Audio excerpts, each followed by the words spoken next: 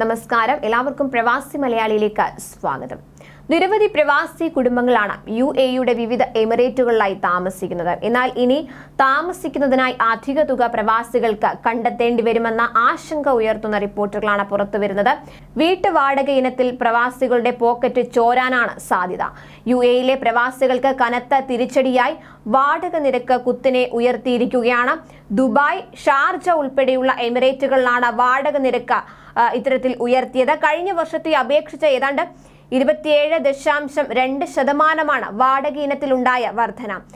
Sharjah ഉൾപ്പെടെയുള്ള മിക്ക എമിറേറ്റുകളിലും വാടക തുക കൂട്ടിയിട്ടുണ്ട്. ദുബായിൽ കഴിഞ്ഞ വർഷത്തെ ഇതേ കാലയളവിനെ അപേക്ഷിച്ച് റെസിഡൻഷ്യൽ കെട്ടിട വാടക 27.2% കൂടിയെന്നാണ് കണക്ക്. ഈ വർഷത്തെ രണ്ടാം പാദവുമായി ഇത് താരതമ്യം ചെയ്താൽ 2.1%. പ്രമുഖ റിയൽ എസ്റ്റേറ്റ് മൂല്യനിർണ്ണയ ഏജൻസിയായ വാല്യൂ സ്ട്രാറ്റിന്റെ റിപ്പോർട്ടിലാണ് ഈ കണക്കുകൾ സൂചിപ്പിക്കുന്നത്. വില്ലകളുടെ വാടകയിൽ 38.7% വർധനയുണ്ടായിട്ടുള്ളത്. അപ്പാർട്ട്മെന്റിന്റെ വാടക 19.1% വർദ്ധിച്ചിട്ടുണ്ട്.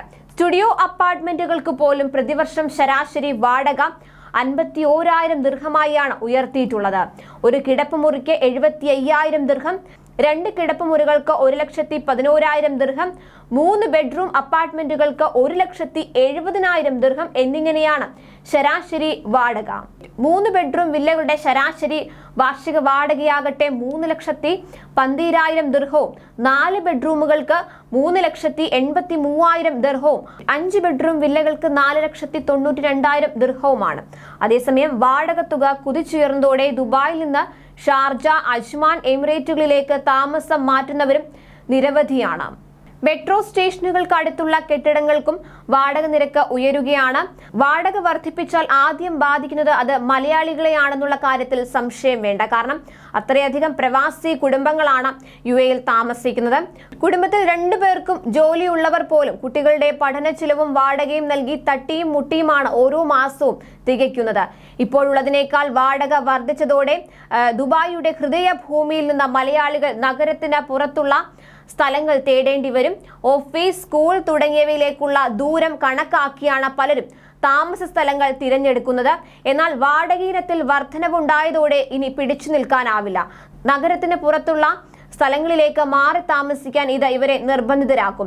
പഴയ കെട്ടിടം തിരഞ്ഞെടുത്താലും വാടകയിനത്തിൽ അല്പം ലാഭം പ്രതീക്ഷിക്കാം. കൃത്യമായി വാടക നിലവാരം മനസ്സിലാക്കി വില പേശിയാൽ ചിലപ്പോൾ വാടകയിനത്തിൽ കുറവ് ലഭിക്കാം. അതുപോലെ ട്രോം സൗകര്യം, ബസ് സൗകര്യം എന്നിവ കണക്കിലെടുത്താണ് നഗരത്തിനുള്ളിൽ വാടക നിശ്ചയിച്ചിരിക്കുന്നത്. മെട്രോ, ബസ് സൗകര്യങ്ങളില്ലാത്ത ടൗൺഷിപ്പുകളിൽ വാടക നിരക്ക് കുറയും. അപ്പോൾ യാത്രയ്ക്ക് വേണ്ടി ടാക്സികളെയോ സ്വന്തം വാഹനങ്ങളെയോ ആശ്രയിക്കേണ്ടി വരും. കൂടുതൽ പ്രവാസി വാർത്തകൾക്കായി ഈ ചാനൽ സബ്സ്ക്രൈബ് ചെയ്യുക.